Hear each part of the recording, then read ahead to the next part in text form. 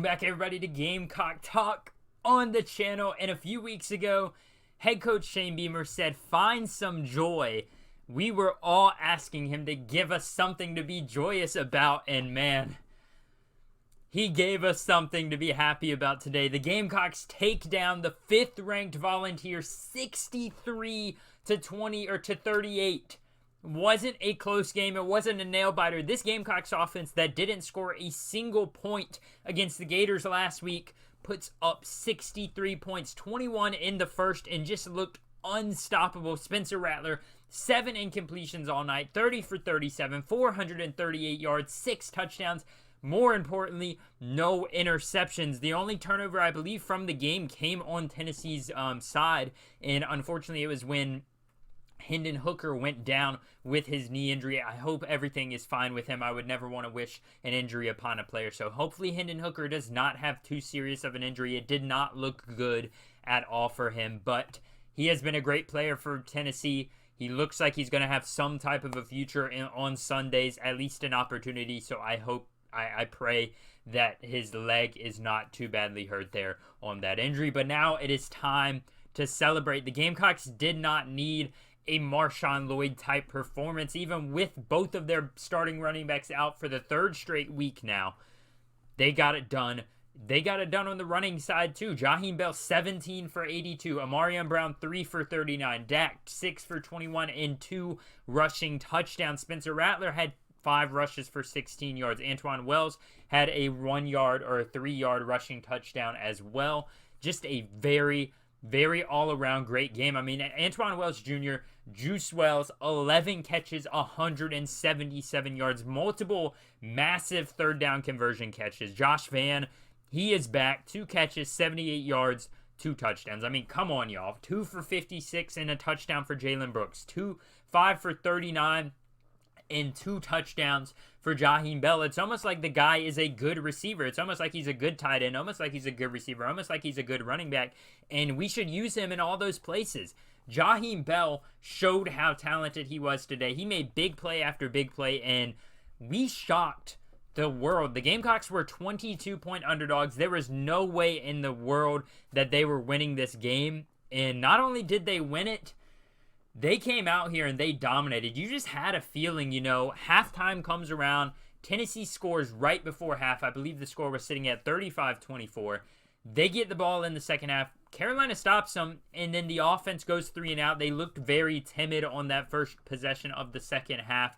Tennessee goes right down the field. They get it to 35-31. And if you told me at that point where the Volunteers have all the momentum in the world that they would only score 1 touchdown the rest of the way while the Gamecocks get to 63, I probably would have called you crazy and put all my money on the Volunteers winning this game.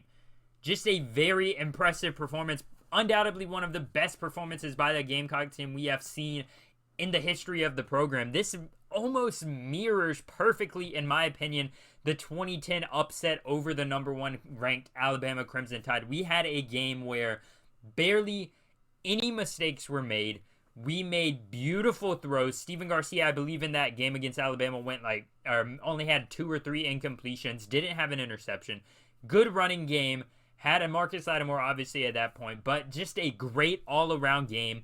Defense did allow some touchdowns, which they did against this Tennessee team, which was to be expected. But man, I just don't know what to say, honestly.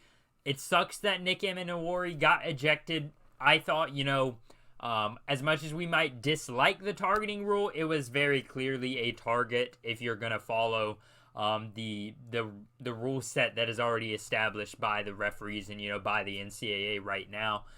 So I thought that was a pretty fair call. The refs had some iffy calls on both sides.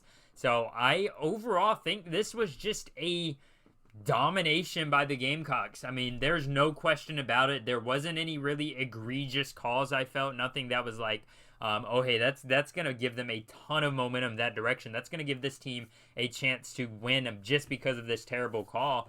There's really no room for stuff like that when you're up 63-38. And I'm not going to lie, before this game, I had no faith in winning this one. Sure, I wanted us to, but is it unrealistic? Yes. Was it realistic to say that we were going to lose this? Yes, and that's what I was saying. everybody pretty much was saying that we were going to get smacked, and if you weren't, you were pretty much being a completely unrealistic, just blind hope fan, and you were right today. Just Spencer Rattler, multiple records, a historical South Carolina quarterback performance, a historical college football quarterback performance as the Gamecocks walk out of here. 63-38 is the final, as I said. Man, I'm just shell-shocked. They got to storm the field. They got the signature Shane Beamer win, and Shane Beamer had a chance to get that Beamer ball chant, to get in that crowd and talk his talk. And I mean, if I have to end it on one thing, number 5, I believe his last name is Haddon for the Volunteers.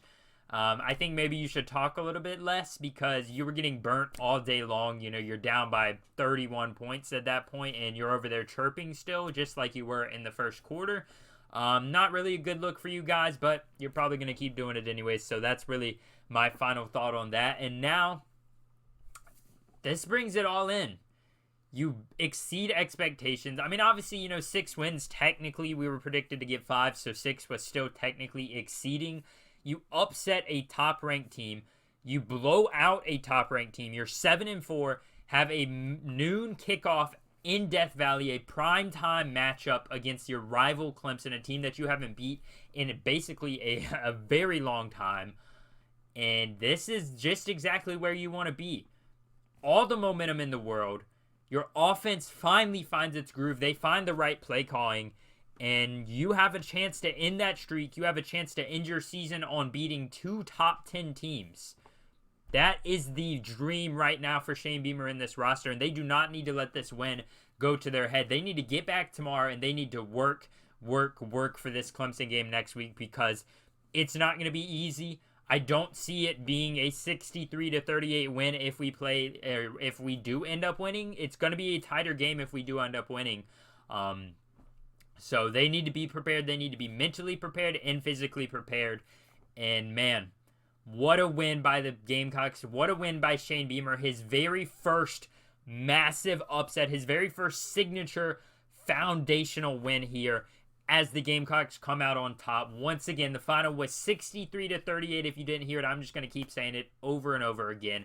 Thank you all for watching this recap/reaction. If you enjoy these type of videos, I ask you to hit the like button and subscribe as it helps me out, and it also helps you guys out, especially seeing my content more if you do enjoy my type of content. And also turn on post notifications so you never miss an upload. It helps you stay up to date every time I post a video. And I would love to hear your thoughts about this game down below in the comments. And I will also have a poll coming out about the middle of the week to see what you guys are feeling about the Clemson-Carolina game now after we see this massive performance. I know, obviously, we're still not favored in that game. Clemson is going to be heavily favored, I imagine, but it's going to be interesting. So make sure to look out for that one. Probably around Wednesday. It's going to be scheduled. Comment, leave all of it, vote, just do everything. I love the interaction with you guys. Thank you all for watching. Catch you next week. Peace.